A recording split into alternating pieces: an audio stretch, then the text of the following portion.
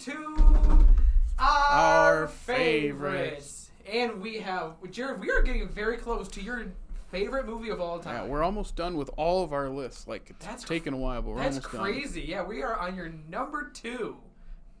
It's going to happen every time. It happened for yours. It happened for Scott Pilgrim. It happened. Notice how I forgot what yours was. What was my number? Is it Raiders? It's Raiders, it might have been I Raiders. think. That would check out. Yeah. I mean, it's right there. Oh, yeah. Anyway.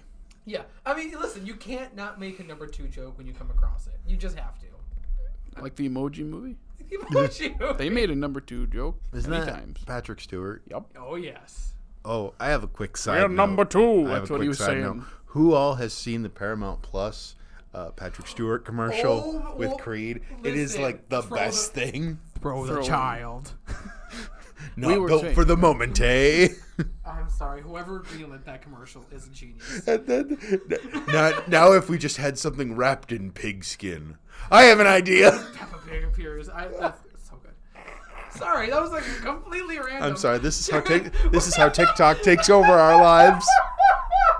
It's such a good anthem, but Jared, please introduce your number 2. From technically 1942, Casablanca, one of the all-time greats, one of those revered movies, probably the best to come out of classic Hollywood that epitomizes that studio formula. It's just one of those that just stays relevant, stays important. Just, I have not met anyone who's watched it that didn't like it that actually cared about their opinion. Because, of course, you got people that, is that in black and white? And I go, yeah. Is there a problem? And they go, I don't want to watch that. Then don't. I mean, you don't have to watch it. You don't have to watch it.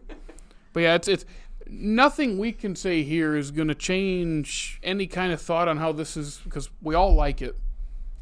I love it, of course. There's not a whole lot left to say about it. Yeah, it's like there's so much that it's out there. Really taught schools. Yeah, like yeah, did you say you saw it in school? I don't remember if you. The first time I watched it. Was it high school or college? It was college. So like there, because it's only 100 and some minutes. I forgot how short it was. Holy crap. I mean, in my Letterboxd review today, I called it a cornerstone of, what did I say, acting noir. It's just, it's the whole package of a movie from the 40s done to perfection. Highest level, like everything, all gears are turning. Ideal everything of American, in fact, the very, like, I don't want to say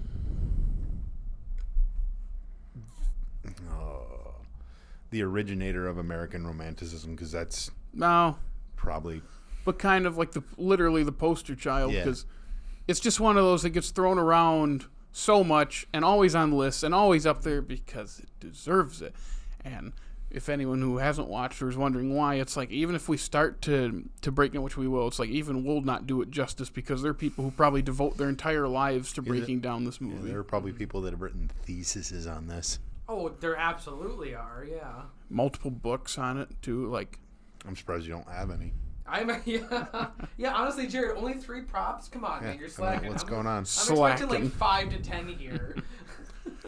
Yeah, I've considered getting other ones. I think there's a 4K out now. I'd be surprised if there wasn't. But I don't have it. I'm assuming there's a Blu-ray inside that big box. Yeah. Should I do this now, or should I wait until we talk about we'll talk about the movie a little more before we get into that. I'm kind of curious what's in the Laserdisc box. Yeah, Are those both the 50th? No, this is the 70th. Okay. I think it's 2013. Okay, that makes more sense. Yeah, because in less than 90s. So, but anyway, Casablanca is all. I know the reason I watched it is in the AFI Top 100 on both lists. It's considered, again, like the best example of a classic Hollywood movie, because while Citizen Kane came the year before this, that's not your typical Hollywood movie that changed the game. That's number 1 on both those lists, whereas Casablanca was number 2 in 98, and then the 2007 list, it went down to number 3 because The Godfather is number 2, which it's like, those 3 are like the 3 that will be the top 3 American movies of all time, probably forever.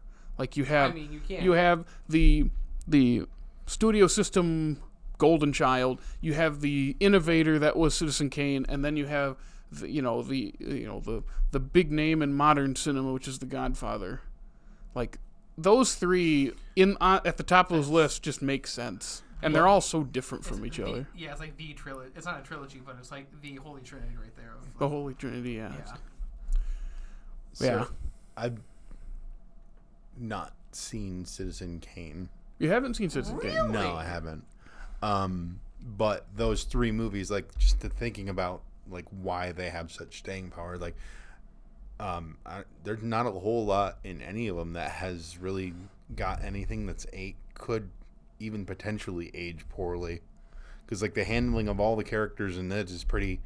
I mean, except for he's really mean to her for a chunk of the movie. That's called. But that's just a character thing. It's not like that wouldn't age well. It's him being a jerk because he's pretty mad at her for a pretty good reason. Because he doesn't know. Yeah. And he also is kind of a jerk in general. Yeah. So he's wonderful. I love him. I love Humphrey Bogart. I love this character. He's the original swag master. Mm-hmm. I like watching him walk into a scene. Like he's just like, oh, this guy is him. he is the main character. I'll get into that. I know. I'm kind of. What were you gonna say? I was just gonna say the way that they handle the plot and the characters. There's nothing really to like age poorly. No, and then we'll get into that in a second. I just wanted to bring up when I first watched it because it was with There Will Be Blood and Lost in Translation in that same summer. Okay. Because that's what happens. You have the three moments of your life where you're like, that's like you're a kid, and you get favorites that will stick with you because you're a kid, and then you get to be close to an adult, and you start watching things on your own, like going out and discovering things, and then the other one is like that into your adulthood when you really start like knowing things about the world compared to where you were. Well, so those are like the three. Yeah, like everything from your childhood is what sets your taste, and it just depends. Because sometimes you like things that wouldn't line up, but then other times it is kind of like, oh, yeah, that. Like you've seen my list, it's like, yeah, it's not super eclectic because a lot of these kind of fit that same mold of a lot. It's a very historical list. Yep. It's funny because I don't mean to jump on to your first one, but even just this one, watching this, I'm like, this is a Jared movie. It just in my head. Yep. I categorize these. Yep. And then you watch movies. Like The Pacifier, and you're like, that's a Dickey movie. Hey. Don't be knocking on that movie. Wait, hold on. That's the one with Vin Diesel, the panda movie, right? The Peter Panda dance. There's no panda. Yeah. It's the Peter Don't Panda be dance. hating on that movie. I'm not hating. A Dickey movie is not meaning it's a bad movie. Just saying. Yeah. I was just gonna say like that movie real quick. It's not good. I enjoy fantastic. it. I love it quite a bit. Before we go on a long tangent, him going into that party and the bologna with the mustard hits his shirt and he peels it off and he goes, "This is my favorite shirt." They're all white shirts. It's not even that good of a joke and that good of a delivery, but it just sends me every time. I think the biggest question here is, can Dickey do the Peter Panda dance? Not by memory. We've done the whole Peter Panda dance in this podcast before. Have we? Yes. I do not remember. Yes. We don't need to. Too long since I've seen the movie. I can't recite it from memory, but I know somebody has an incredible memory. Yeah. Anyway, what a tangent from Casablanca. Yeah, but I remember being 17 and it's like, okay, I'm starting to watch this movie because I need to watch it to check it off the list. This is one of the big ones. And like the movie starts, I've grown up with classic Hollywood, so it's not, some people might be a bit of an obstacle to get over just getting used to it. But for me, it's like, yeah, I've seen movies like this. And as it's playing out, I'm like, okay, all right, yeah. And I've always loved plays and movies adapted from plays that have like the weaving of conversations and like you're in one location a long time, because there's just something about conversation and a sense of place that I just attach myself to. So that's what most of the movie is. And I just remember getting sucked in like, okay, I'm really liking this. And then you get to the flashback where you're like, okay, that's why he's so bitter. That's okay. And then when she reveals like, here's what happened, then I'm like, okay, it's a love triangle, and I feel bad for all three of them. Oh, yeah. It's for different reasons. To no faults of their own, to just horrible circumstances. Yeah, especially Victor. Well. He had the worst of it. Yeah. And then when you get to the end, and it's like 17-year-old me's getting all like sentimental, unrequited love, sad boy zone that we all hit. And I'm just like, oh, they're not getting together. I know, because everyone knows the classic ending at the airport with, for some reason, there's fog in the desert. There's a reason for that. It's because they're inside. I just saw it because it looked pretty. Well, it looks cool, but they were inside, and they did that so you couldn't see the walls. And the plane was not very big. The people who are working on the plane are little people because they're farther back. So it looks like the plane is real size. Really smart. That's a really smart way to film it. I don't even know if you'd call that forced perspective. I think it might be called forced I think perspective. it's technically forced But the point is, it's cool. It's not something to like dog the movie on. And it's like the speech starts. The speech of the whole movie. And I used to be able to say the whole thing. I think Let's see. How does it go? You just watched it this I know. week. I'm very busy. Listen, I watched it last night and I couldn't tell you it. It's like inside. That is wholly different. Inside of us, we both know you belong with Victor. You're part of his work, the thing that keeps him going. If that plane leaves the ground and you're not on it, you'll regret it. Maybe not today, maybe not tomorrow, but soon and for the rest of your life. And then I think that's when she says, "But what about us? We'll always have Paris. What we didn't have, we lost until you came to Casablanca. We got that back last night." And what is she? Sounds like you nailed it to me. What does she say? She says something. I don't want to leave never- you again. yeah, I don't want to run from you. I don't want to again. leave you. I won't leave you, and you never will. Listen, Elsa, I'm not good. I'm no good at being noble, but it doesn't take a lot to know that the problems of three little people don't amount to a hill of beans in this crazy world. Someday you'll understand that. now, and then here's looking at you, kid. Yep, there it is. And my funny story about that is 2013. I'm on a school trip at Disney, and they used to have the classic movie ride. It's defunct now. It's gone. Yeah. No, I love Favorite that ride. Easily favorite ride for me because it's not really a ride. It's an attraction. You go through all the movies. It's cool. It's gone now, which is really sad. But The new thing they put in there is really cool, by the way. Just saying. I don't care. Okay. Wait, hold on. Describe the ride again. It's the classic movie ride. It's the exterior looks like Is the that in MGM? no, it's the Check. yeah. Or no, was it MGM? It's MGM. It is MGM. Yes. Oh. Now it's Hollywood Studios. It used to be MGM. Oh, Yep. okay. Yep. Yeah, Hollywood Studios, and it looks like the Chinese theater on the outside. Oh, yeah, I was on. Okay. Yeah, that's a great attraction. It's That's gone. right. but I forgot about that. there's a part where you're sitting in the car, and on your right, you pass by one window frame that is the plane with the two of them, and you hear the speech, the monologue, and they don't really. It's kind of a blink and miss it part of the ride. But I turned to this guy who's part of our group next to me, and I'm quoting it word for word. Thank you for clarifying that he was part of your group. Oh, yeah. I thought a very different thing of you for a second. Yep, and I'm like, and I just like, Hill of Beans is crazy world. Someday you'll understand that, Logan. Now, here's looking at you, kid. Jared, get away from me. It was very fun. You mean he didn't lean in for a kiss? No. It's a very romantic speech. Coming from Jared, I don't think he. But can I'm deliver leaning quite at the him. same. I'm giving him this face, and he's just like, get away from me. I would give you that. I same sat next to reaction, him too. on most of those rides, and let me tell you, the amount of times I'd just be yelling for my life, and he's just laughing at me. So I had to get him back, because earlier we were on the Haunted Mansion ride, and it turns around, you go backwards and down, and I'm like, I'm descending into hell. and I'm screaming, and he goes, Jared, shut up. That's a fun one. I love that one. Oh, it is. It's just that one more, like, okay, we're turning, we're going, why are we, no. So that, but Do the Tower of Terror too. the Tower of Terror. that picture was pretty funny. We had one where someone brought a water bottle with them in their pocket. It fell out, and during that part, it started bouncing around. Oh And it didn't hit anybody. But, like, I remember seeing this thing, and afterwards they're like, yeah, a water bottle got loose and was, like just a plastic one. Not like a metal one. Like, oh, could you imagine? Like, that would have broke. I don't know if when was this? 2013. Now Oh, jeans were pretty 2013. popular. It Okay. could have been one of these. Okay. guys. I was thinking you were talking like early 2000s, and I was like, I don't know that metal water bottles were that popular back then. Yeah.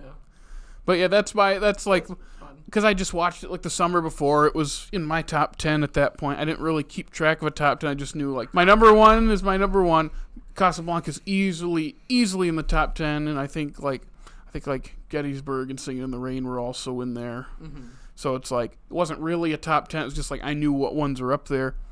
I could still see myself that first viewing sitting there just getting a little emotional at the end there, like, I feel so bad for them. These people 70 years before me in this movie that I'm... Completely fictional. Yep, and it ended and I was like, that was so good. And it's still, at this time, I was like, is this going to be as good as I remember to me? It's one of the greatest movies ever made. Yeah. I'm going to love it. Am I going to love it as much as I did when I first watched it or in the past? And I did right away. I was like, when they get to Rick's, right at the beginning, I was like, oh yeah, I'm in. I hear someone starts talking, I go, I'm in. And the reason for some of that is the last time I watched it was 2017. In my dorm, I showed, as I've said, David, my dorm mate. I had shown him a bunch of movies at this point, and he liked or loved a lot of them. Wasn't a fan. Really? I remember halfway through the movie, I'm enjoying it. I had to watch it because I was going to write a paper on it for a class. So I'm like, I have to watch this. Do you want to watch with me? He's like, sure. And we're watching. And then he said, oh, man. He goes, are all they going to do is talk? And it upset me so much because David's not a jerk at all. Yeah. He never says stuff that upsets me, like, ever. But he's like, are all they going to do is talk? And in my head, I'm like, it's like in your head you start screaming because it's like, that's the point. So, like, but how did you sell it to him, though? I just told him it's one of those all-time greats. It's a classic. It's kind of that. Okay, so you didn't sell it to him as like a war movie? No. Okay. It's like War Jason. He doesn't. He's not a big action movie fan at all. Really? Yeah. He does not like action. And for him movies. to say that is interesting. I know. And you know what his major was? English. He was a writing major. But he doesn't like. But he wasn't getting into it. I mean, it's Of course, not for this everyone. is like almost 7 years ago now. Like, it was a while ago. Who knows? I doubt he's watched it since. But I bet you if he watched it again, it's probably different. But I just remember in that moment just feeling so hurt. Oh, no. Not because he did anything wrong, but because he's expressing an opinion that isn't super positive, and it hurts because it's something very personal. Well, I mean, I feel like every time if I show somebody a movie, I'm like, hey, I really like this movie, let's watch it together. And they don't like it, I'm like... Yeah, every time you show someone in the Mario movie. There it is, folks. And always, you always bring it up. Not me, you. I know. There's just something about, and you know it, there's just something about top 10 movies like this where when when everyone's not in agreement, doesn't even just mean here, just elsewhere, it kind of hurts because it's not just I think this is good. It's this is like part of me. This is like how I feel about things, and you saying you don't like it hurts. I'm gonna cite the Duck Soup episode for this. You said you didn't even really say you didn't like it. You just kind of alluded to the fact that it wasn't for you, and he went into a 90-minute history lesson on the Marx Brothers to try to make you like it. And it was a good episode. And I thought that was really entertaining. It wasn't to make him like it. It's to make him understand what the hell it is. Yes. That's fair. And because honestly, if I had known the context going into it, I would have felt a different way. I'm not here to persuade you to like something. I'm here to persuade you to not be an idiot. Which is very, very, very hard. I think you lost that battle, buddy. Yeah, he's... Sam, if you're listening or watching, you're a saint for putting up with that. She's not. She gets enough of that at home. But she would hate to listen to this for an hour. I could probably put up with him for 10 minutes. No, she just has the mute button by her every time he talks. I don't know, man. She wishes. I don't know, man. She wishes. I don't know, man. I've heard stories about her hearing your eyelids open. That is still the funniest thing. I can't believe it. We probably mentioned it here before, but it's just... She's got my number. I swear. Anyway. But yeah, that's what I was thinking. And I think what started it was the Looper episode where something that Jake loves felt different. Loved. Let's put it. Let's Loved. make sure we put it past tense. And it told me, like, okay, I'm going to still love everything in my top 10. am I going to feel the same way? Because most of them I hadn't seen in multiple years. So that one kind of was like, oh, no. And we were already done with yours, but I wonder if he went first. And it's like, you probably would have just been your typical, Mr. Peanut Butter-esque self of like, I'm just going to distract myself from being sad. You know what I mean? Wow. Well, okay. Also, if you want, but if you might have felt like, but like sorry, go ahead. Oh, I was going to say a really quick throwaway thing. I do think, looking back, and I said this when I started that, I would change my top 10 right now. So that's a conversation for later. I just want to break down say this real quick here. You got to think about it differently for Dickey though, because your picks are either ones that you really attach to that are very recent, or ones that you watched so much as a childhood. It's very personal attachments. Yes. Yeah. So Very those emotional. weren't the ones that I was scared. Like for him, he would either know because their childhood attachment doesn't really change that much, or he's seen it in the past couple of years. Mm-hmm. So I think saying that to him is different than like saying it to you or me, where yours, I mean, it could have been 15 years since you watched this. I don't know if it was, but it could have been. I had said it was in college. Yeah, did you say it was 2017. Okay. Around this time. Okay. So about I was 7 gonna say, years. It's fine. My brain still kind of operates as though you are the same age as me. So in college would have I'm been. not the same I know you're not the same age. That's a whole running joke on this podcast is us reminding you or you reminding yourself of how I'm not in- Old I am. yeah, I was going to use a different word. Geriatric I am. There's a good one. No, it's Jared Jared. Jared. There's a throwback. What are you typing was over that there, from? Methuselah? What was that from? Geriatric. That's when we watched the sitcom episodes from each decade. Oh yeah. Old decade, yeah. That was a couple years ago now. That was a couple of years ago. That was now? 2022. That is hard to believe. Oh my god. Yeah, because we did Avatar last year. Like, most of that, the 2/3 of the year was around that time. So Jeez. that was summer 2022. Yeah. That's crazy. On the topic of roommates who we've watched this with, I watched this with Drew. My Drew! actual first time. This is the third time I've seen Casablanca. I watched it in college with him, and then I watched it on my own like that summer again. I don't know if I wasn't paying much attention to it when I watched it with him. I didn't like it when I watched it on my own when I was like 19 or 20.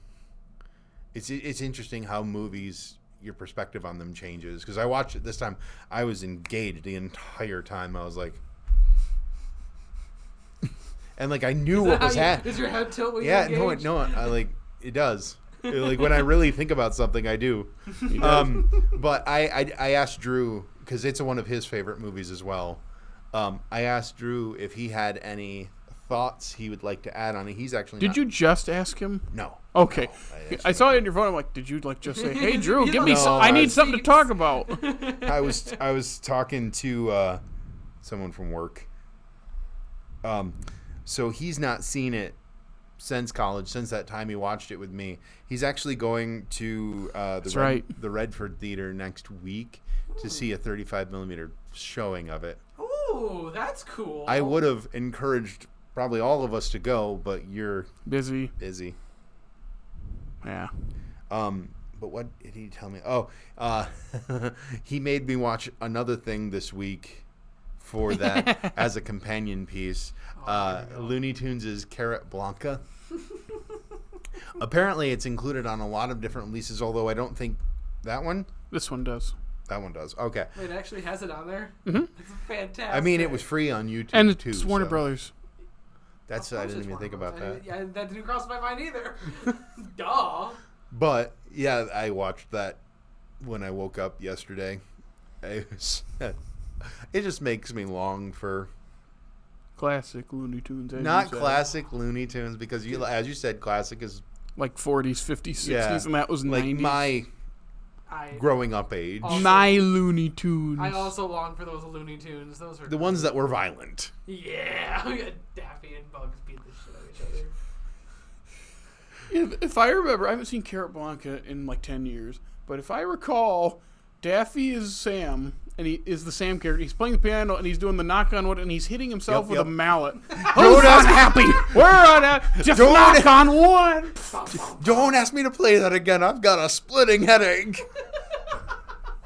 I love the movie, but I might have had more fun. His second thought was there was a book sequel written in the late 90s. He's never read it. Oh, have you even heard of it?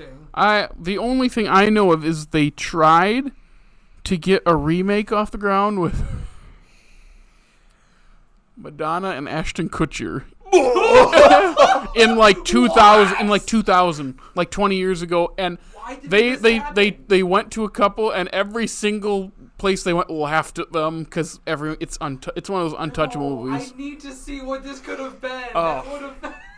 So, his third point, was that there are two different TV adaptations of Casablanca. Oh yeah, it's like a show, right? Both based on the stage play. Everybody Comes to Rick's. Sorry, one in the 50s. That was based on the stage play. And then one in the 80s involving, I don't know, I think that, I don't even know what name that is. Ray Liotta and... what does it say? It says Inter Alia. Oh, yeah, I don't know. I think his phone corrected itself. Gotcha, but Ray Liotta and Scatman Crothers. Yep. Hey, he was in one of your top 10 movies. He said that The Shining. Yes. Yeah, he's the one that has The Shining that goes back to, and he gets axed. Oh yeah, I know. I love his death and I love his character.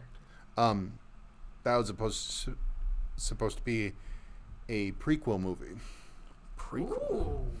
Why would we need a prequel? Why would we need a sequel?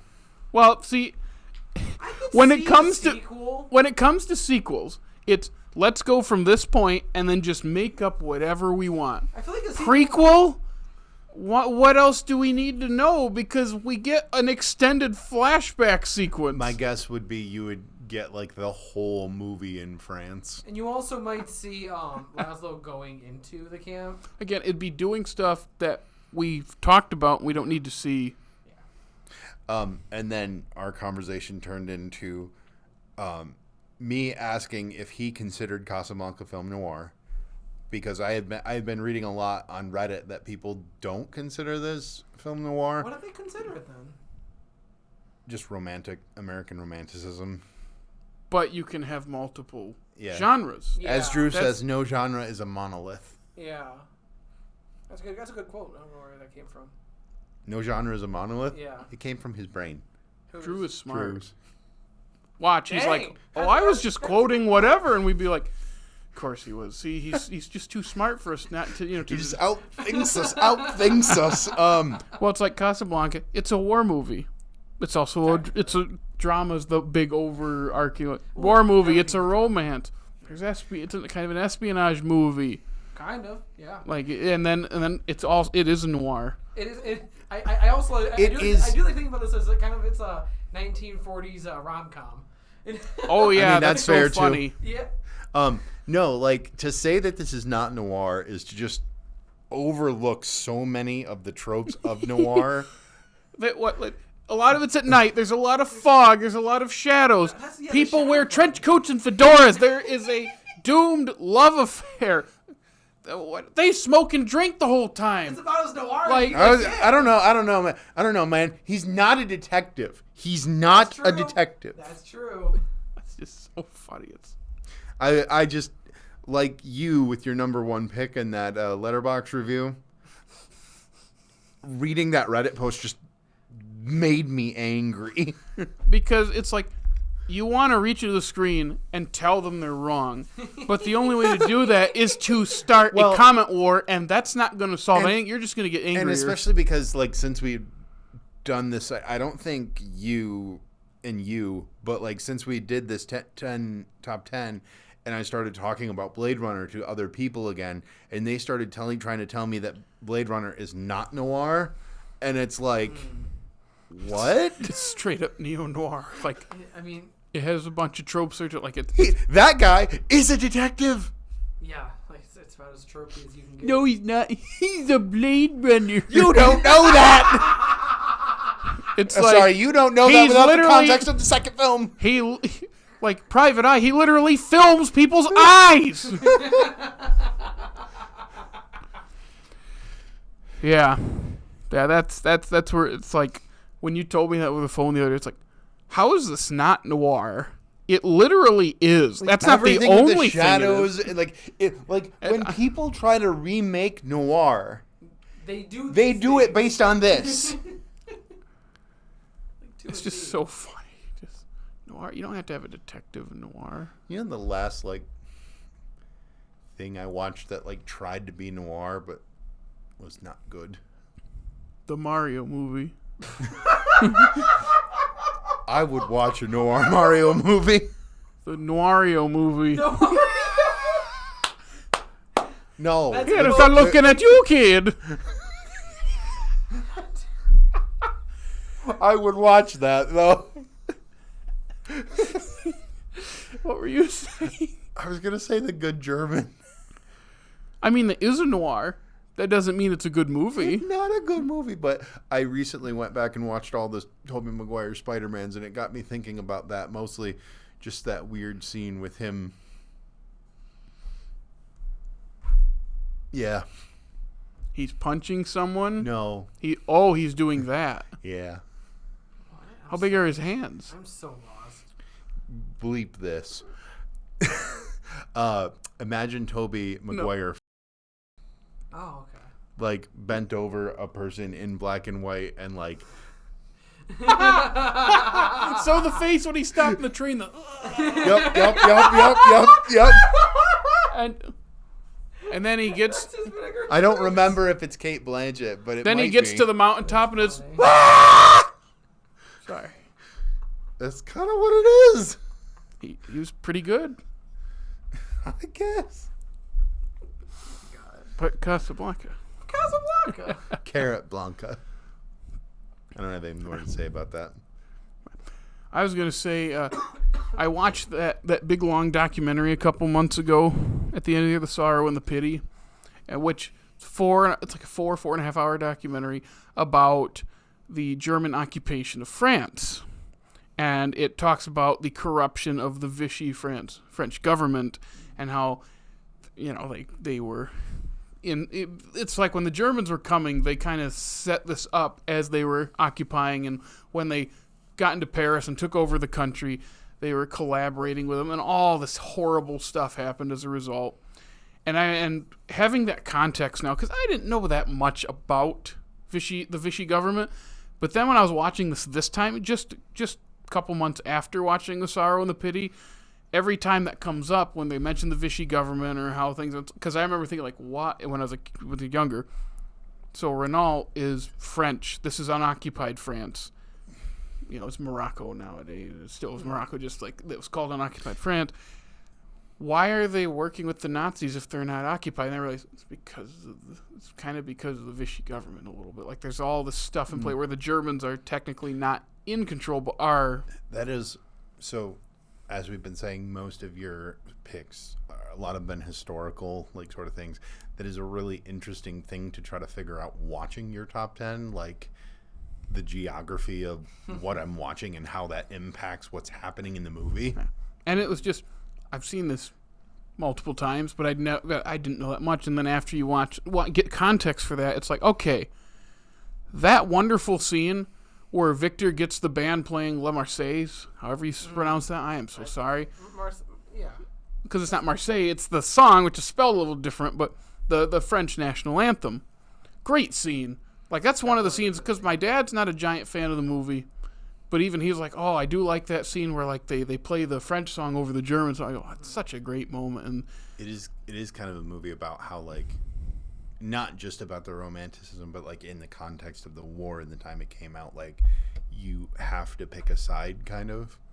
You don't get to remain neutral. Yep. Yeah, I was kind of surprised. I don't know I would be curious to You don't watch know. a documentary. You can just say that. Yes, I don't know a lot of things, obviously, but Oh my god, I had a thought. It just You escaped distracted me. him. You totally stole.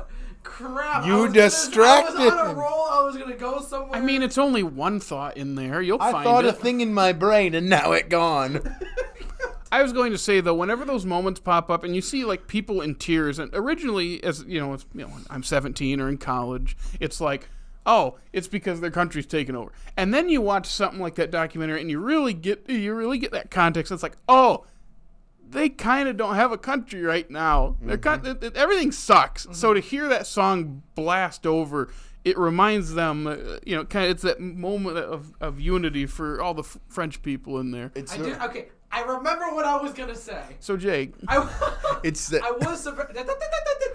was surprised that this was able to get greenlit because I don't know how they pitched it and how they managed to get. He was able to. I mean, I know he eventually developed into taking the side of Laszlo and like not the Nazis. Oh, I know exactly how all that worked. But I'm just a little surprised that they were able to. I mean, at the time of the war, put this kind of movie out with like the more.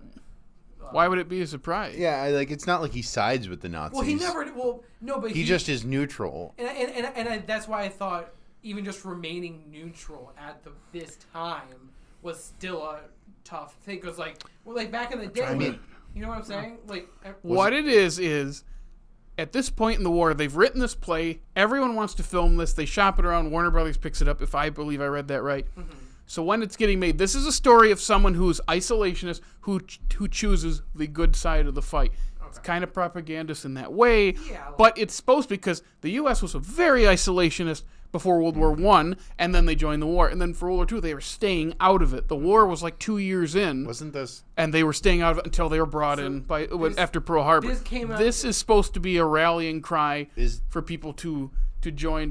That's kind of what it's used for, and it came out after. Released post Pearl Harbor? That's what I was about to ask. Yeah, because that's December 41. 41? Okay. And this came out late 42, because it was supposed to be 43. It came out in 42 because there was some, I can't remember, I read it, there was an Allied victory, I think it might have been even in Africa. Okay. Around this time, so they moved the premiere up to come out to capitalize on that, because it came out in 42, but it wasn't eligible for the 42 Oscars, and I think one reason I think Jack Warner was in charge by then. Mm-hmm. The reason they did that is because Mrs. Miniver was going to sweep the awards for the year 42, so they made its eligibility be 43. Somehow I could read into it more, because then this won Best Picture. Yeah. Very popular. It came out and has just remained popular. Interesting. And that's exactly what happened. It's like getting greenlit was easy. Yeah. It's literally a rallying cry. That's what, I wasn't sure what time this came out. As 1942. As compared to other national things that were happening, I was curious as to how. I didn't know when it came out as compared to. Well, I guess our involvement in the war, essentially. Yeah. Oh, we were involved. We were very involved. Yeah. If I recall, we weren't doing super hot at the time. I don't remember where Midway's. Midway's the turning point. In the Pacific, at least, but like it wasn't looking great around this time, from my knowledge. Yeah, I should have asked my dad before I got here, because he's probably read 100 books on World War II. Midway deserved a better contemporary movie. What did Midway? Yeah. Yeah, I remember when that came out. I never watched it. I was gonna say Midway's got 2 theatrical Hollywood movies in history, and neither one very good. I thought you said the older one was good. I've never seen it. No one talks highly of it. They kind of go, yeah, it's fine. It's long. I want a movie about that director that was on. John Ford. Yeah. You want a movie about John? I'd have to be a miniseries. That specific thing, though. But have it be David Lynch, like in The Fabelmans. Just there we go. Steven Spielberg can make it. It's okay, Steven. We're doing a Fabelman spinoff, but it's about John Ford, and we want David Lynch to be in it, and Spielberg can be like, you know how hard it was to get David to do this. He literally asked for Cheetos. Just have Cheetos on set, and he will come back.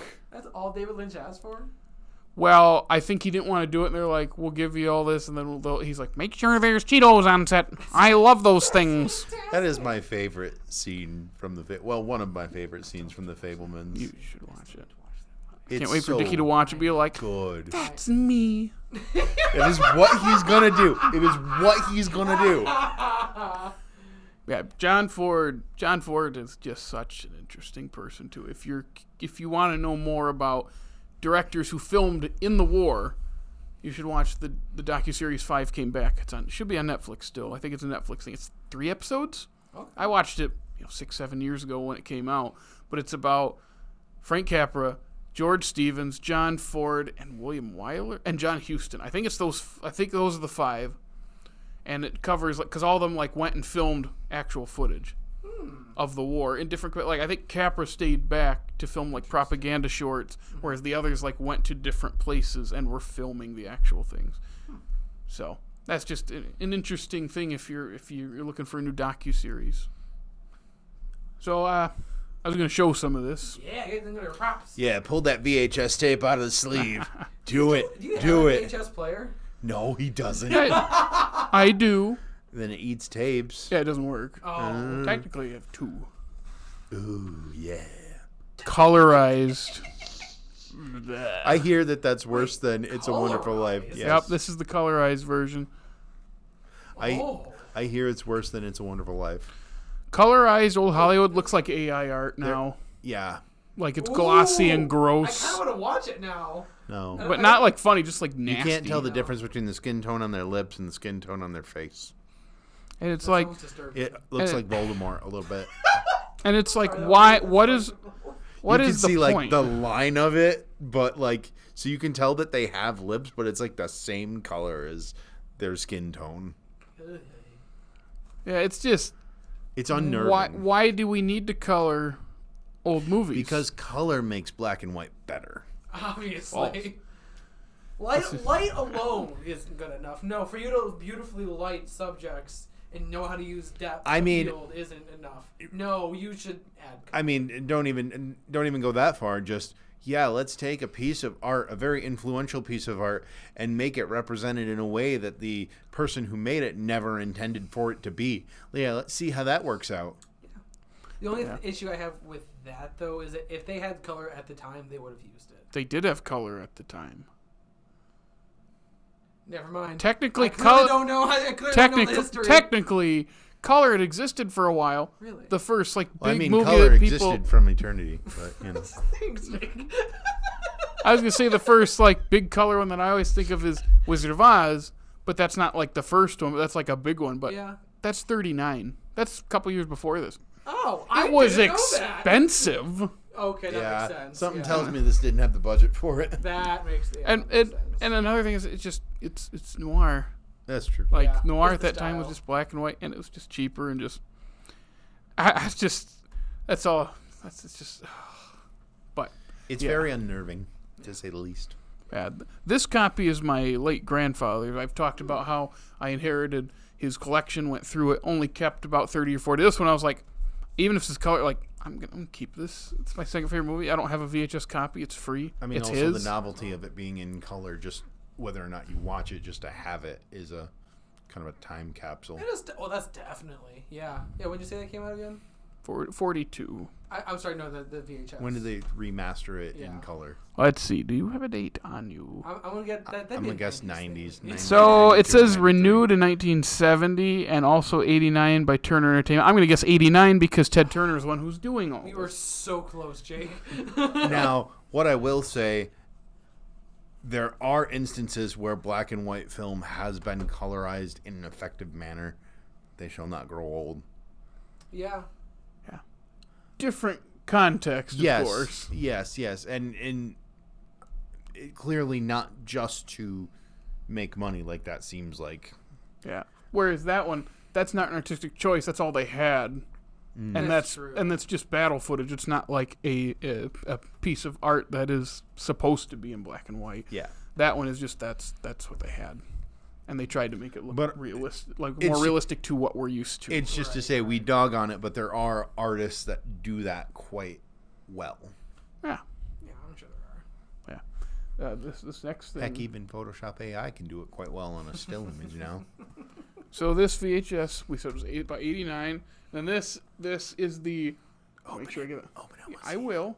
50th anniversary Laserdisc. So 50th would have been 1992. I bought this past year. That is really odd artwork for. Like I've never seen Yeah. That's an anything interesting like that depiction. for like a Casablanca. I can't sort of remember what the art style was called because I don't know anything about art. thing.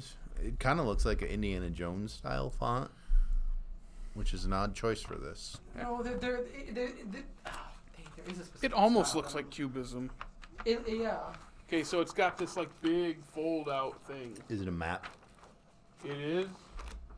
No, I said, is it a map? No. It's a map. It's a It's map. got a map on it, but It's a map. just like that, it's got Big piece of all paper. the bunch of stuff in there. 'Cause Man, it's- Laserdisc really had the best releases. There's a lot of information in And that. then, oh, I gotta be What careful. is that? The Laserdisc. The disc. Oh, that's the disc itself. One of them. The cover. There are two. What else is it? There's got to be special features because 104 minutes. That wouldn't take 2 discs. You wouldn't think. 3 discs. 3. Wow. Oh my goodness. Have you never opened this up and looked at it before? It's been a while. You haven't even had it that long.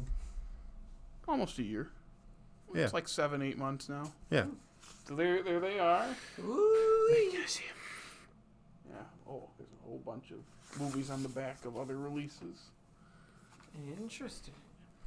So yeah, it's a pretty great release. It's got its whole thing on the back. That's the other thing. I love how I big. almost bought that how much- one. There's a bunch of room on the bought that back for one. like you can really go in depth. Jared, you bought a lot of these Yeah. at the thing. I think. I'm pretty sure. It's not as cool as the Gettysburg one, but it's pretty cool. I mean, that is super extra. Yes, it is. Let's see if it. It's probably got like a featurette or some long Well, it's got featurette or two. 4 full sides. Cause like, did I tell you that? That's 6. They're 3 Sorry. discs. Sorry. Yeah. Math. It's got Math is hard. 6 full sides. So did I tell you that my Wings of Desire Laserdisc is 2 discs, but 1 disc has like It's blank. is isn't it? opaque. Yep. It's just white. It's Because like it's 3 sides for the movie, and like I said, one of them it's like there's that turtle on its shell is like the logo, and that's all you'll see. I can't remember his name. Hammy would know. Hammy knows more. And Drew. I know Drew knows a ton too. I don't know if Drew would know more about Wings of Desire. I don't think I've ever heard I'm him talk talking about that. Laserdisc. Oh yeah, for sure. That's what I'm talking about. Like those two know a lot more about Laserdisc than me and you. I didn't put you in the conversation at all. No, you shouldn't. Listen, I didn't even have to say that, but I wanted to. Listen, I don't got the money to collect things, so. Someday you're gonna have to bring that over to my house, and we'll have to see if it actually plays. I hope it plays. There we go. And the final thing is so that was the 50th. This is the 70th. It came out in 2013. It is a little beat up because it's just old. 70th. Yep. It's got the very nice case.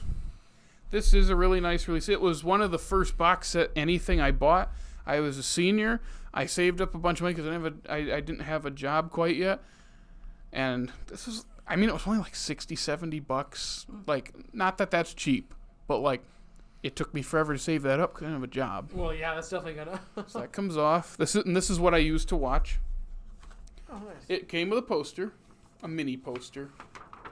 I do like those mini posters, honestly. So. Yep. And if you look in Ooh. the corners, can you see the holes?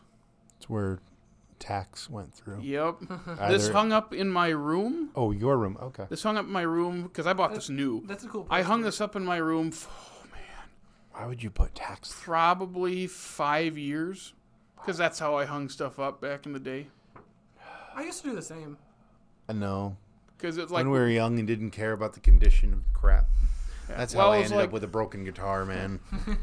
my sister would hang things on her wall with like sticky putty, but they'd fall. So then I'm like, just put thumbtacks in the corner. And now you're smart and just put it in a Put frame. a frame. Yep. Yeah. But that's this poster.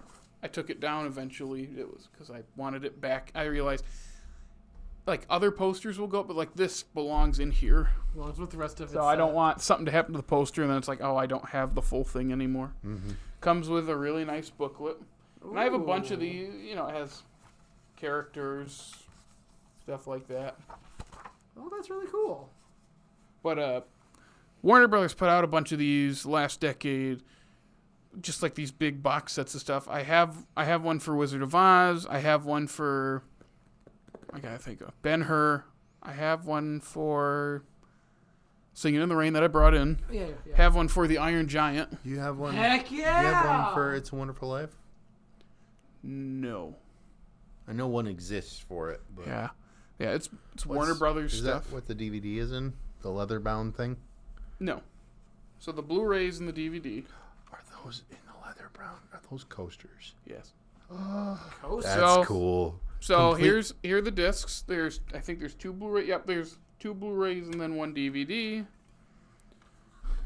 Yeah, And then it came with coasters. This Coasters. always It's made my parents laugh. Completely superfluous, but just kind of like cool. So it comes in this. It's not, of course, it's not real leather. It's fake. But we got Rick's Cafe Americain. Oh, that's neat! Sorry. Holy crap! Look at that. Casablanca. The Blue Parrot, which we know what the Blue Parrot is, right? Yeah, that's the other one. It's Sydney Greenstreet's like rival place. And then La Belle Aurore. Remember what this is? That's the airport, right? What is this, Jake? I don't know, but based on the name, That's so you don't know it, and that doesn't get I knew it wasn't the airport. I thought it was. that is the place in Paris where they were. Oh, yeah. Because he says the Belle Aurore, what did he say? The Germans wore gray, you wore blue. Yeah. And then in the flashback we see La Belle Aurore on the reflect the light coming through, shining it on the ground, on the floor there. Listen, I just watched 2 movies within like 12 hours of each other. I got a little. Oh no! That's a lot. That's like a whole 3.5 hours right there. That's still a lot. Just saying. How much time did you watch The Sopranos in the last 48 hours? 2. It's about the same amount of time. Well, yeah, but it's a little bit easy. No, it's 2 hours compared to 4 hours. He did it. He added. Just Tomorrow we'll do better than I subtractions. did. We'll do subtractions tomorrow. Then, if you're lucky, we can move up to division and maybe your multiplication tables. I'm a multiplication table slut. I will. I bang those out. really somehow doubt that, but Dude, okay. back in the day, I'm not kidding Okay. you. You give me my. He's always been good.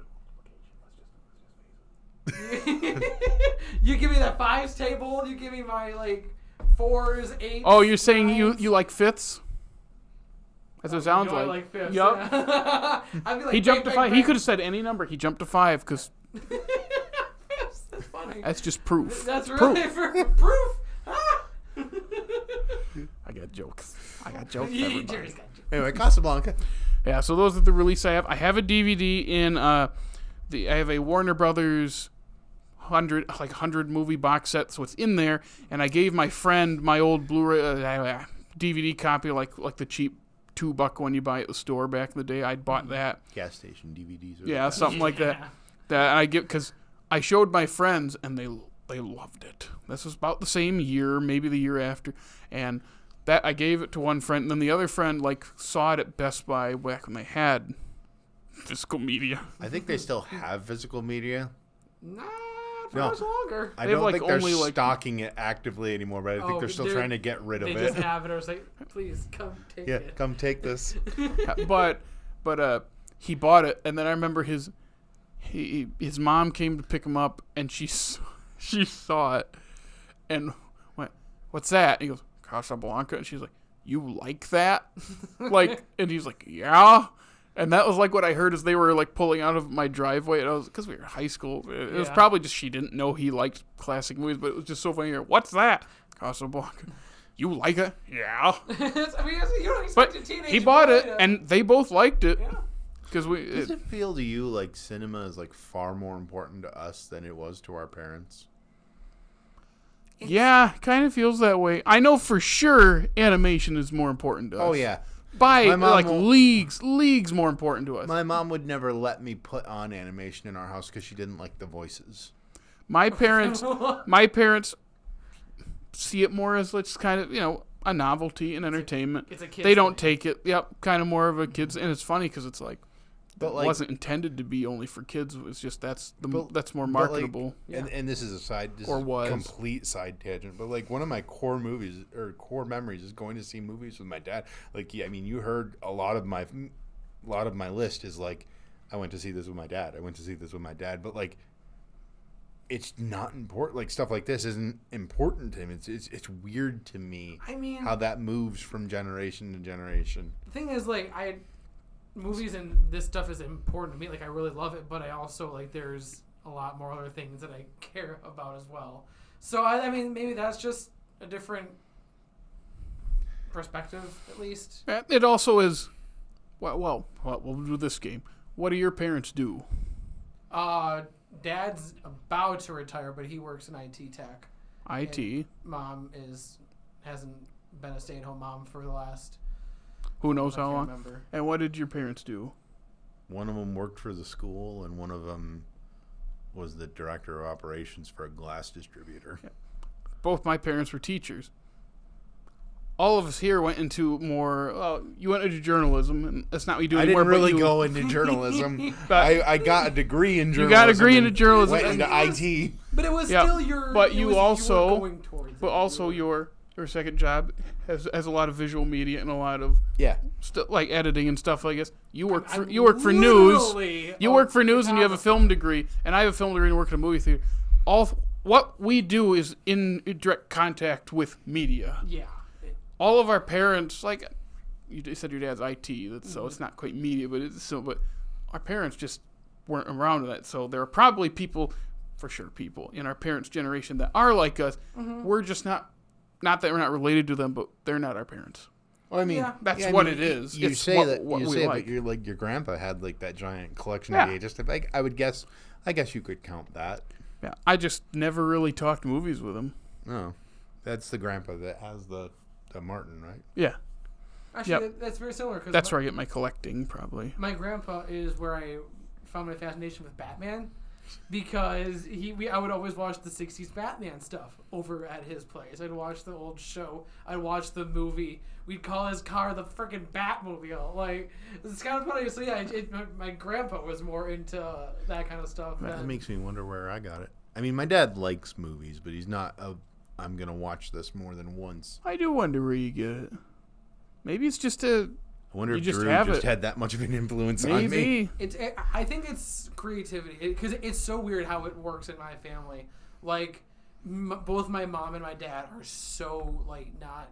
They're not creative people? No. Well, so they passed it... that's mean. That's mean. Like, I will say my mom, she Don't be mean. That's why I stopped like, myself. My mom does scrapbook. And that's creative. Well, that's what I was about to get around to. Everything is creative in its own way. You have to be creative. That's like saying no one's creative, you jerk. No. Yeah. You just have to be creative at a given thing. You just be creative in your own personal way. Which, I don't think my dad is. I love my dad, too, so much. But he is sure he's creative in IT. He is such a, numbers and spreadsheets person. It's kind of crazy. So that definitely screwed right around me. Yeah. And then me and my siblings are very creative. Mm-hmm. And I think I think both my parents are creative in their own ways too. Your dad for sure. My mom for sure too. My mom. Cooking and sewing and all that. Yeah. Well, and she's really good at drawing. Is she? I didn't she know actually that. is, because then the other two are very, very good drawers. She's Me and my dad are not. She's very good. She's also a good singer. And both of them are musical, and then your dad's me and musical. Yeah, he sings in the choir when they have choir. Since they had a choir. I know it's been a while, but he'll sing. He's the least musical of all of us. Fair. But like the other two, and my sister's husband, like they all. Isn't your mom like the head of the library now? Yeah, she's a library director. Yeah, she's very creative at that. Yep. Mm-hmm. So I know we went off on a tangent, apparently, but it's an interesting thing of why do we hold this higher than it seems other generations. I just think it's who we're around. You would think that previous generations would be more attached to it because they're theoretically closer to it. It also does really depend on, I know I pulled the whole subjectivity argument before, but it really just depends on the person, because my father, again, somebody who's not creative, loved 80s cheese movies. And that's where I got a lot of my taste from. And so I imagine... So this is his fault. I mean, to be fair, my dad liked Star Trek a lot. Yeah. Star Trek was a big one. Yeah. My parents like Star Trek as well. And, the old spaghetti westerns and all that. Mm-hmm. They just didn't push... I just don't think noir was just their thing. And Oh yeah, my parents aren't. They probably. I think. I know my dad has. I bet you my mom has seen this too. Just they never think about it though. Yeah, noir is also it is a little more niche now. I do think that there are. This is again on the tangent. I think that there are a lot of movies that are released right now that we just don't think much about that will obviously inspire someone. Oh, absolutely. Everything inspires everybody. Like Anchorman. For someone, Anchorman is going to be their Casablanca.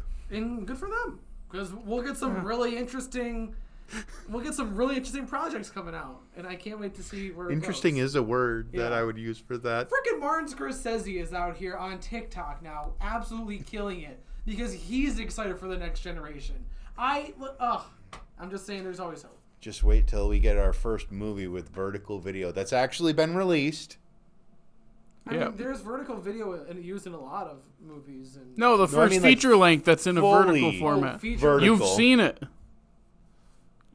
He's seen it. I've seen it twice. I've seen it many times. I've seen it a couple times, yeah.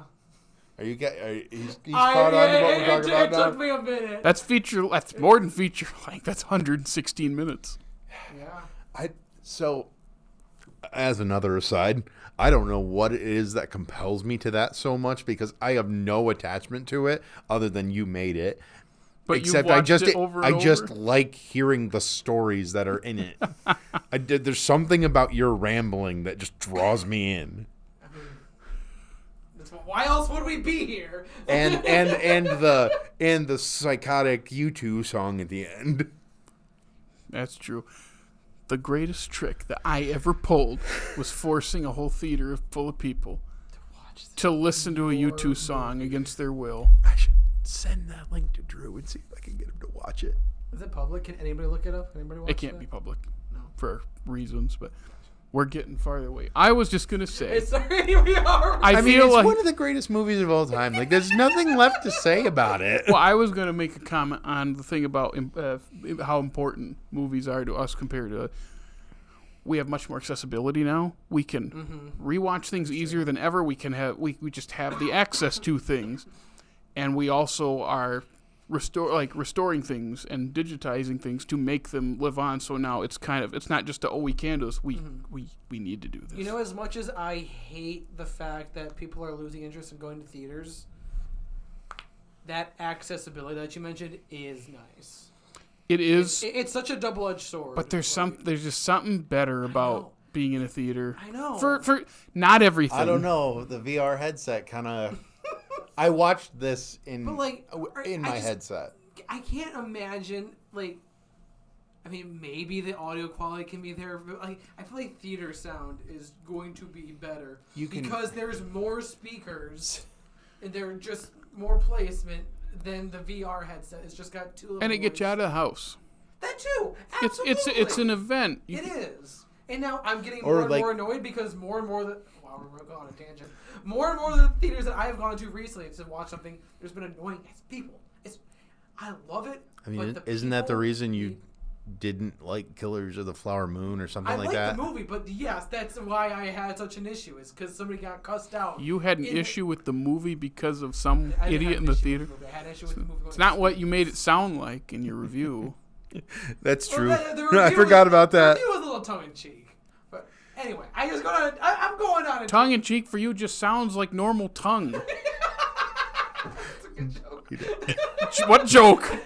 That's literally what it is. I can't tell when you're kidding because sometimes you just sound so. What's a good word? Stupid. I was so sarcastic, but He makes a good bard. I do. I did play bard in my last campaign, so.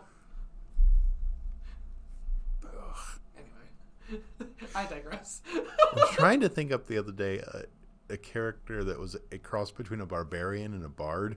And the only thing that came to my mind was like Barber. Ryan, like the big Ryan Reynolds at the end of Free Guy. Yeah, That is exactly what I pictured. That's great. I kind of want to be one of those now. That's great. I love that. But anyway, back to Casablanca. So there's not enough smoking in this. If it really has to be... If it really is going to be noir, there has to be, like, smoke coming off of people's heads. We need more fog in the air. The whole room is smoke. But it's not noir. It's romance. It's a rom-com. I will. This is a rom-com. I will say that the bartender. I don't remember his name. The Russian. Yeah, I can't remember his name either. The first lady that's in the movie. I don't Sasha. remember. Sasha Is the name of the dude, and he between every sentence is, "I love you, Yvonne," or whatever it is. And then it's like, and then I also love the, make sure she gets home and come right back. I don't know why I laughed at that so much. I don't remember this movie being as funny as it actually is. And that brings up again, my favorite character is Captain Renault, played by Claude Rains in an Oscar-nominated role. Poor guy never won an Oscar. He was 0 for 4, all for supporting. And he is just so funny, but it's not through like him being goofy. He's just so charismatic. Like, think of just the little bits of personality, like the when Ilsa and Victor are there and they're sitting down, and he's like, and it's like, have a drink with us. Like, oh, Rick never. Thanks. It's like, thanks, I will. Well, breaking precedent, aren't we? And then he's like, put it on my bill. Wow, two things in one night, or so. It's like, oh, it's my favorite was, and I was shocked to find out there was gambling here. You're winning, sir. Thank you. Yeah, that was a good bit. And then of course with the 20,000 francs, since he says he gets out and he goes, why 20,000? Well, I just paid that out. I could use it. Make it 10. I'm only a poor corrupt official. Like you said in your Letterboxd review, it's the most quotable movie of all time. Because there's like another big one is round up the usual suspects. Yep. Remember, Major Strasser has been shot. Yeah. And often, remember, quotable doesn't mean this is the first time it's said. It's the most famous. Just like the I'm walking here from Midnight Cowboy. Mm-hmm. That's existed as long as English has been a language. But it became well known through Midnight Cowboy. Mm-hmm. I'm walking. Yeah, and of course the Louis, I think this is the beginning of a beautiful friendship, the final line. That's pretty iconic. Again, dubbed in post because they needed a good final line. That is a good final line. Here's Looking at You, Kid is a big one. Mm-hmm. The Hill of Beans thing actually goes around quite a bit, but it's part of that monologue, so it's kind of lumped in with that. And there's more. Like we what keep is it? saying. How's it go? Of all the gin joints and all Of all the gin joints in all the towns in all the world, she walks into mine. Then there's we'll always have Paris is another big one. I think the one I said before, the Germans were gray, you were blue. The Bugs Bunny one. Of all the juice joints in all the cities and all the towns and all the roads of all the miles of ice. That And of course, it's funny. One of the most misquoted is when she tells Sam to play As Time Goes By, because play it against Sam is what people have said for decades since. That's not what anyone ever says, because she says, play it. I don't know what you're talking about. And you play it, Sam. Play As Time Goes By. And then Rick later, when he's drunk, he's like, play the song. He's like, I'm not gonna do that. He's like, if you played it, you did it for her, you do it for me. Play it. They never say play it against Sam. If I'm Sam, I'd be so annoyed. Like, guys, stop me play this one song over and Such over a good and song over. too. It's so good. Like it's one of those songs you hear it and you go, oh yeah, that's an all timer. Like you can just tell. Was that it's a standard? Made for this movie, I or don't is that think already so. I don't remember. Oh, I was hoping you would actually have. I didn't. I could not. I feel like it's a pre-existing. So could be wrong. If my internet worked better, I'd just quit. the sequel. Do you want me to do that? Do they play it again in the sequel? Is that what you're saying? Is that what you want me to Google? Is that what you're I just want to know. I was wondering where the song came from. Yeah, if they As just, time goes by. if they just made it for the movie, or if it already existed, because it's a good song. And It is. I'd be impressed if they. And wrote it. 17-year-old me, you better believe, added that to all my playlists. Oh my god. So I do great have song. That's amazing. a question.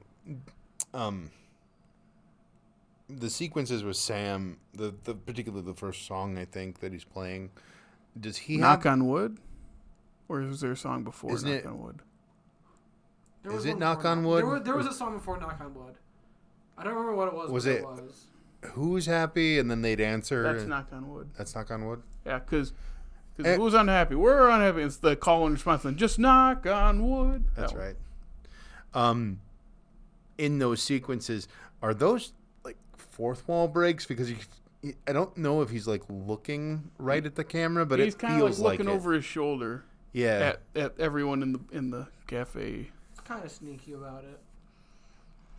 I don't know. Just Going back to when the Germans commandeer that piano and are playing, and then Victor goes over and rouses everybody. One thing I've heard before, and I heard it way back when I first watched it. I think it was like TCM. So TCM is great. I'm so glad that they saved it. They said what could have been a couple lines of dialogue became just one action. And they were saying, like, when people talk about the movie, they often forget how much Michael Curtiz, the director, actually had input. And one of them is Victor goes over and tells them, play Le Marseille, and they kind of look over at Rick, and all he does is nod. Mm-hmm. And it's such a simple thing. And I've told people this before, what about it? I go, the point isn't this is some big revelation. It's just more of it's such a small thing, but it's so effective.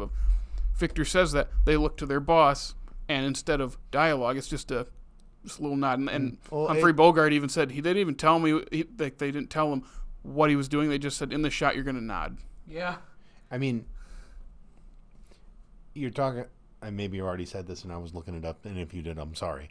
But it's a moment of this character has tried to remain firmly neutral to stay out of any of that, and that's the first instance of someone on a wider scale siding with the good side of the fight. And because of his history, it's not like he wouldn't take a side, but he's so bitter about things, he just doesn't care anymore. But he's still in there, because they're saying how he ran guns to Ethiopia in the late 30s and also fought against the fascists in Spain. So he has this background to him, and that's why he got out of Paris, as they tell us. So it's like he's still in there. And then once all that bitterness is gone, he concocts this whole plan to get Victor and Ilsa out of there, and that's why. And I love the line where Renault says to him, like, where is it? Like, what is it? How does it go? I can't remember how the back and forth. It was like, nice to see you back in the fight or something. Or it was Victor, not Renault. It was Victor. And he said, it's good to be back. And Victor says, I know this time we'll win. I go, there's something about that I really like. It's such kind of a simple movie that's got a lot of layers to it. It is a very... Yeah. It's a simple setup with a pretty simple story with a lot of moving pieces. Mm-hmm. And it's one of the best paced and best written movies ever. Yeah. It seamlessly in and out of different conversations and characters, and you get to know people. Like the burger, the guy selling the ring, the French resistance guy. Like, you get everything you need to know about him in those two quick moments. It's good. It's good writing, and it's good acting and direction. Like, I also want this movie especially to point out the fact that we don't need 2.5, like 3 hour to 4 hour movies. I don't need 3 hours of Chris Pratt, thank you. To tell a good story. You can do that in 1 hour and 40 minutes. I just want more short movies, please. Yeah. This was good. Do you think that Hollywood will ever reach a point where there is fatigue of length of movies like that? Yeah. You gotta get there soon. I feel like at a certain point it will. I feel like Marvel's pushing us toward that. Marvel's pushing it, and don't get me wrong, I love Scorsese, I love Killers of the Flower Moon. It did not need to be that long. Yeah, it did. Even The Irishman was almost 4 hours, I know. wasn't it? It's like a couple minutes longer than Killers.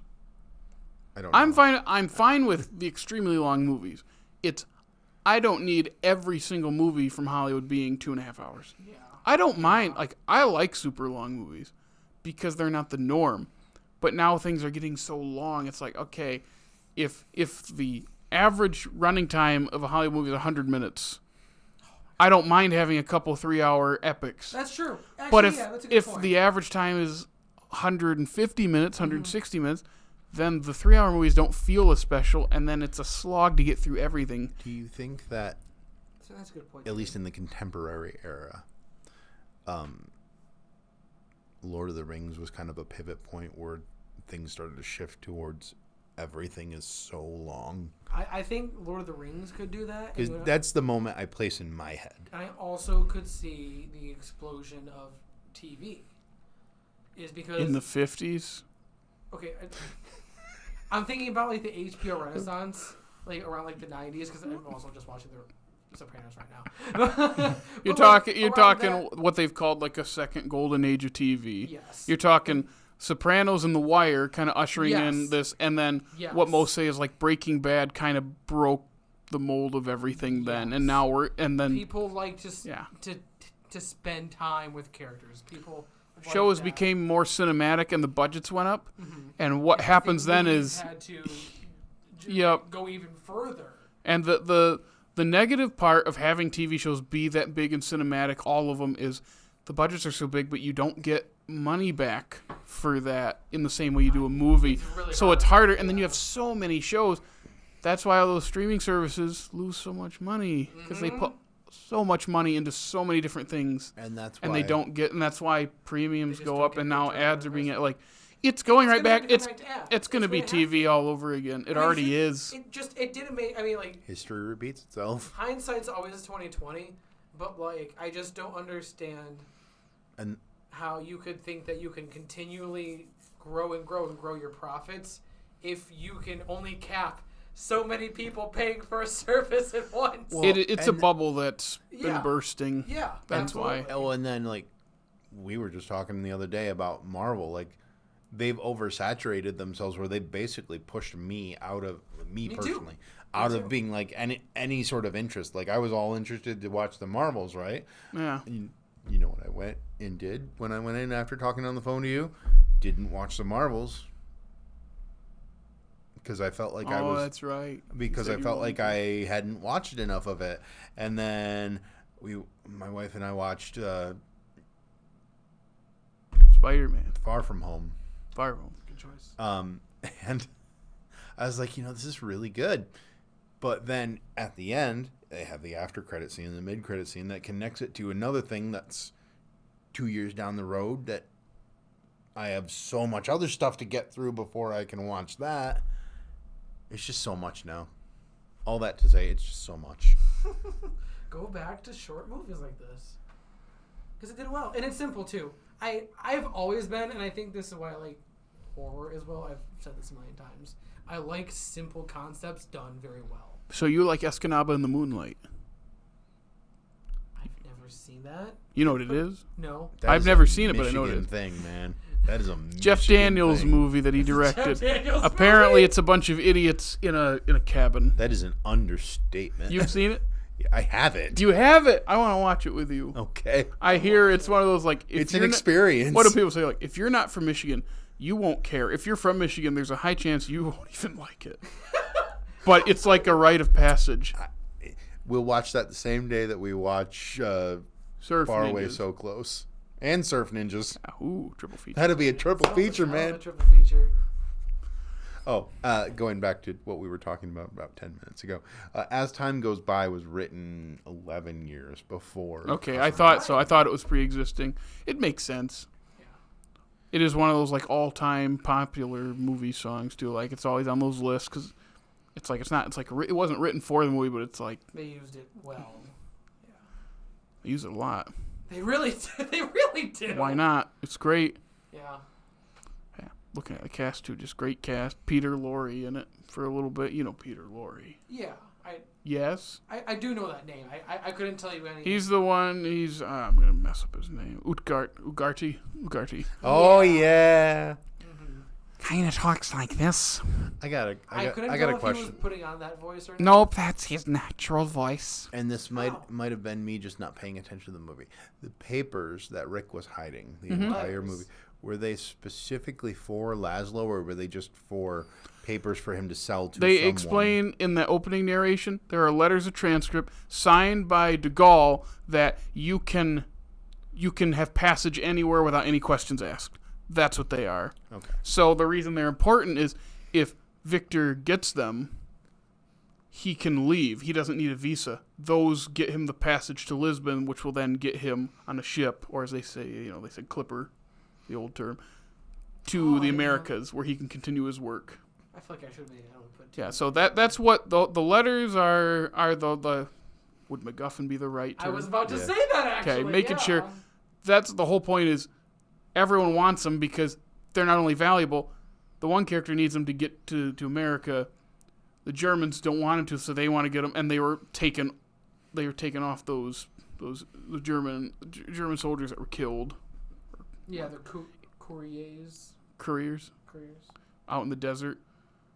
Yeah, what is the line where Rick says to Utgardi, and it was like, I heard some of those German couriers were carrying those, and he goes, maybe, he goes, now I am more impressed with you, or something like that.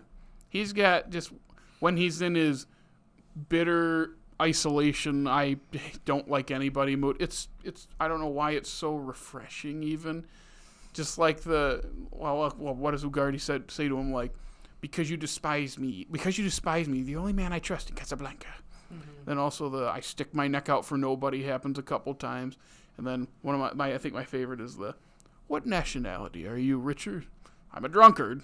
Yeah, that makes Rick a citizen of the world. That's a good line.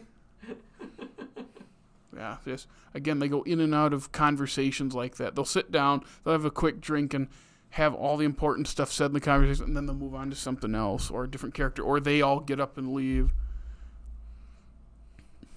I'm still laughing about the gambling one. That's still my favorite. Just you're winning, sir. Thank you. Well, thank you. It's a great joke.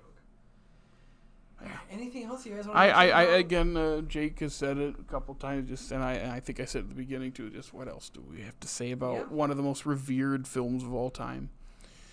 I'm glad to say it's just as good. It's just as loved for me. Mm-hmm. Right away, I was like, which is good. I was just like, am I going to love it as much? Because the last time I watched this, it left a sour taste in my mouth because the person I was with didn't enjoy it. Not their fault. It's just their reaction. And then right away, I was like, oh no, I'm in. And then just watching, I'm like, it's so good. If you don't mind me asking real quick before we wrap this up, because we all agree this is one of the best movies of all time, but it only made your top 10 and neither of ours. Why did this? I'm just curious. Like, I think it's just that feeling. What's that personal? It's that first step into discovering movies for yourself. The unrequited love at the end struck me at that time for some reason. I don't know. I liked sad stuff. Probably still do. Jared, you're a romantic. I remember the first time I said that about myself, just like, oh, I am a romantic, and you no, you are not. I said, Jake, I didn't say I was romantic. I said I am a romantic. There is a big difference. And then I remember another time when you sent me a certain music video that you didn't listen to. We're not going to talk about that. We're talking about Casablanca. Yeah, I think that's the big thing. It struck a chord. I love classic Hollywood. It's the epitome of it, as I said. I just connect to it so much because of that. I can watch it so easily. It's everything I want. That is what I was going to say. Like, I don't think there's a reason why for Jared other than, like, each of us, they're very geared towards the types of things that we like. We were talking about this. Like, yours is historical, blockbuster sort of things, with a couple of exceptions. Mine's very hipster-ish, and his is very historian-ish. Yeah, mine's attached to a lot of warm memories. Yeah. So, Jake's pretentious. I'm an old bag. And you're a sap. Goofy. A sap, that's a perfect word. There you go. You mix them all together and you get this series. Thanks, everyone, for listening. Awesome. That's great. Well, wow. After this, then the only one we have next is number one. His number one. But until then, if you want to follow us online, Jared, where can they find us? You can follow us on Facebook, Instagram, the funny TikTok, and X. And then you can listen to us on Apple, Google Podcasts, Spotify, iHeartRadio. And hey, if it's YouTube, like, subscribe, comment, ring our bell. Make sure you like us and rate us or whatever, and comment on all those app things. Apps. And then check out our groovy website. Absolutely. Thank you so much for listening to today's episode. If you want to stay tuned and you want to see next week's episode, Jared, what movie should they watch? What is your number one movie next week? My number one, most favorite movie of all time is 1964's Zulu, directed by Cy Enfield. Awesome. Yeah, go watch that, and we'll stay tuned for next week. We'll see you guys next time.